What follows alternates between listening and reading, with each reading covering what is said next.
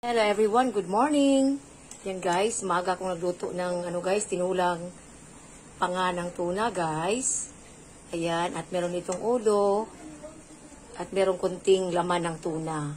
Pero masarap kasi ang ulo ng tuna guys pag ito tinula ba. Yan. Tapos dinamihan kong kamatis guys. Tapos meron ditong onion at saka ginger or luya. Yan siya guys. Tapos maraming kamatis. Yan, nasa ilalim ang ulo ng tuna, guys. Ayan, oh.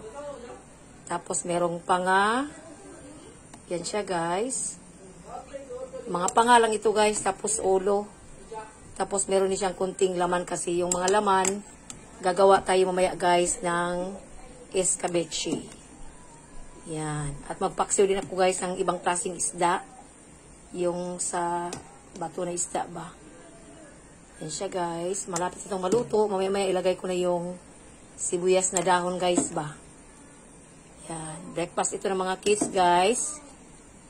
Yan. Late breakfast kasi matagal sila nagising kasi wala pang Ay, meron na palang pasok yung ibang iba. Wala pang pasok guys.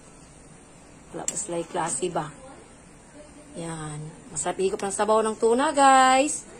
Masarap pag tuna guys ang itinulala na yung ulo ba. Tapos panga. Yan, mga pangayan guys. Yan.